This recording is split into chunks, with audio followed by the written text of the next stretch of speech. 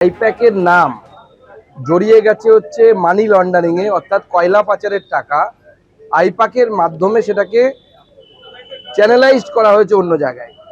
এটা অত্যন্ত চিন্তার বিষয়। যখন একটি নির্বাচন কৌশলী সংস্থা যখন এই ধরনের অবৈধ কাজে জড়িয়ে যায়, তখন স্বাভাবিকভাবে নির্বাচনী কৌশলী সংস্থাগুলো আগামী দিনে কিভাবে কাজ করবে, তাদের ভূমিকা কি হবে, এ নিয়ে কিন্তু বড় প্রশ্নচিহ্ন উঠে যায়।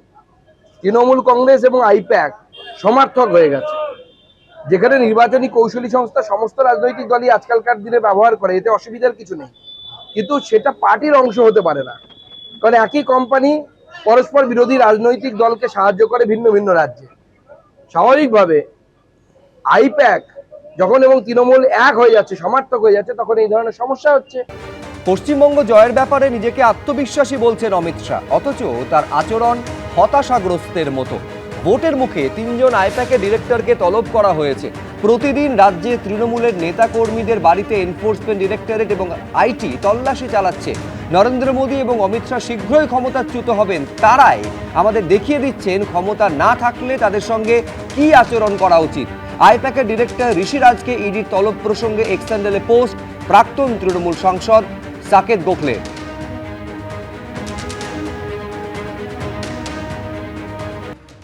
ভোটের সময় গন্ডগোল পাকাতে পারে বলে ৮০০ জন তৃণমূল নেতাকর্মীকে চিহ্নিত করেছে জাতীয় নির্বাচন কমিশন। এই অভিযোগ তুলে হাইকোর্টে মামলা দায়ের। পুলিশের মাধ্যমে তৃণমূলের এই ৮০০ জন নেতাকর্মীকে চিহ্নিত করা হয়েছে বলে মামলাকারীর দাবি। এই নেতাকর্মীদের গ্রেফতারির আশঙ্কায় হাইকোর্টে মামলা। আদালতের হস্তক্ষেপ চেয়ে হাইকোর্টে সওয়াল তৃণমূলের সাংসদ এবং আইনজীবী কল্যাণ বন্দ্যোপাধ্যায়ের। এই নেতাদের তালিকায় রয়েছেন তৃণমূলের সাংসদ, বিধায়ক, কাউন্সিলররা। এমনকি তালিকায় জেলা পরিষদ ও পঞ্চায়েত সমিতির সদস্য সহ বিভিন্ন তৃণমূলের নেতা রয়েছেন বলে মামলাকারীর দাবি।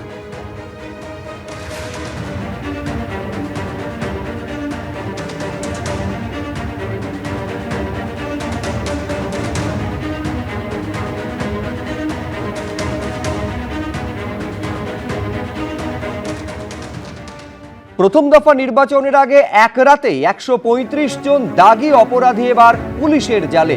প্রথম দফা ভোটের আগে ৪টি জেলা থেকে ১৩৫ জনকে গ্রেফতার করা হয়েছে বলে খবর কমিশন সূত্রে। এই ৪টি জেলা হলো কোচবিহার, মালদা, মুর্শিদাবাদ এবং দক্ষিণ ২৪ পরগনা। এই ৪ জেলা থেকে নজিরবিহীনভাবে এক রাতেই শতাধিক গ্রেফতারি। কোন কোন থানায় কারা দাগি, খোঁজ নিয়ে গ্রেফতার করার নির্দেশ দেওয়া হয় বলে খবর কমিশন সূত্রে। ভোটের আগে দাগি অপরাধীদের বিরুদ্ধে এর আগে কড়া পদক্ষেপ নেওয়ার নির্দেশ দিয়েছিল নির্বাচন কমিশন। বেলডাঙ্গা মামলা এবার কলকাতা হাইকোর্টে ডিভিশন বেঞ্চে এনআইএ। বিশেষ আদালতের নির্দেশকে চ্যালেঞ্জ করে বিচারপতি অরিজিৎ বন্দ্যোপাধ্যায় ডিভিশন বেঞ্চে এনআইএ। ১৫ জন অভিযুক্তের জামিনের সিদ্ধান্তকে চ্যালেঞ্জ করে হাইকোর্টে এনআইএ। মামলার শুনানি আগামীকাল।